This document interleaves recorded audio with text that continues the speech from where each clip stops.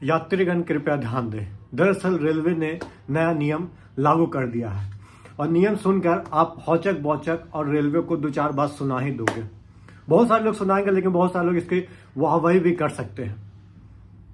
दरअसल नियम मैं बताने से पहले हम आपको बता देते हैं, जब आप ट्रैवल करते हो ना, तो कभी आप इमरजेंसी में ट्रैवल करते हो, कभी आप जल्दबाजी में ट्रैवल करते हो, कभी सोचते हो कि भाई जनरल में ओवर क्राउड हो जाता है। ओवर क्राउड मतलब कि कितना सीट रहता है जनरल में, उससे डबल ट्रिपल कोई बांध कर लेटा हुआ, मतलब बांध के क्या बोलते हैं, कपड़ा बांध के बैठा हुआ है।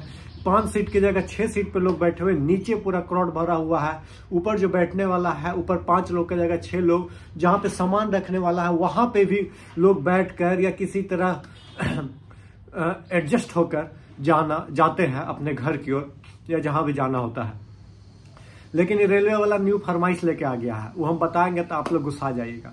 रेलवे वाला ये लेके फरमाइश आया है कि भाई साहब, यदि स्लीपर का कंफर्म टिकट नहीं है तो आप स्लीपर में डायरेक्टली ट्रैवल नहीं कर सकते हैं। आप बोलिएगा क्या क्या क्या क्या? जी हाँ, आपने सही सुना। यदि आपके पास स्लीपर का कंफर्म टिकट नहीं है तो आप ट्रैवल नहीं कर सकते हैं। दरअसल पहले क्या होता था, मैं आपको बता देता हूँ।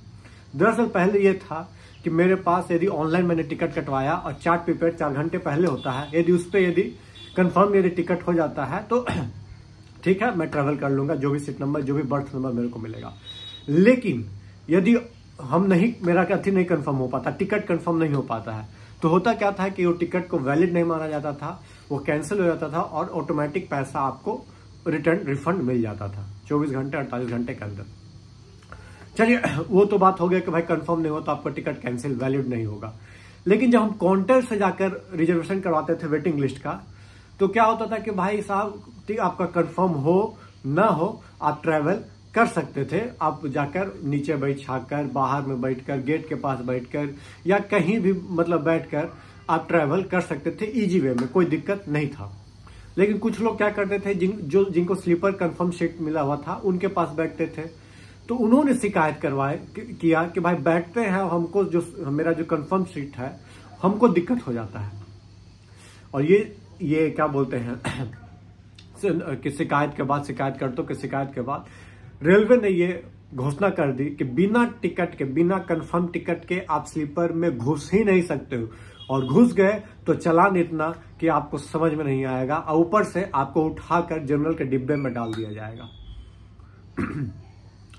चलिए, ये आपने ठीक किया कि चलो भाई स्लीपर वालों को कष्ट नहीं होना चाहिए। लेकिन किसी का इमरजेंसी केस है दोस्तों, और जनरल में हाउसफुल से जब ओवरलोड है, वो क्या करेगा आदमी? किसी के पास बच्चा है, छोटा बच्चा है, उसको तत्काल जाना है। किसी के पास महिला, बच्ची या लेडीज है और जनरल में जा नहीं पा रही, उसकी तबीयत नासाज है, वो कैसे जनरल से जाएगी दोस्तों? कम से कम स्लीपर में होता था कि आदमी नीचे बिछा कर बैठ तो जाता था, लेट तो जाता था, पेपर होकर कुछ बिछाकर, पन्ने बिछाकर, किसी को नहीं कष्ट देता था, कोई बात नहीं। लेकिन बहुत सारे लोग को ये दिक्कत हो गई। चलिए, स्लीपर जनरल क्लास में बन गया था, आप बात समझा सकते हैं, चलिए ठीक है। तो रेलवे को ये भी करना था कि भाई स्लीपर जो S10 है तो 2 गो बोगी बढ़ा दीजिए, S12 तक कर दीजिए। जनरल का 4 गो बोगी है तो 2 गो बोगी बढ़ा दीजिए। लेकिन नहीं, मारेंगे किसको? तो जनता को। कैसे मारेंगे ये आप देख सकते हो।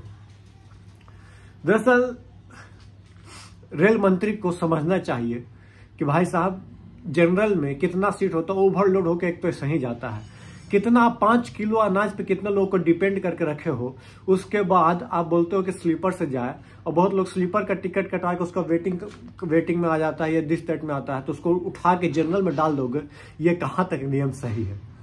ये सही है? मेरे हिसाब से तो कुछ गलत है। सरकार को इसमें यह करना था कि स्लीपर का जहां 4 सीट है, 4 गो बर्थ है, 4 क्या बोलते हैं डिब्बा है, तो उसको 2 डिब्बा कर देना चाहिए, बढ़ा देना चाहिए था, 6 डिब्बा कर देता। 4 जनरल है तो उसको 6-8 कर देता।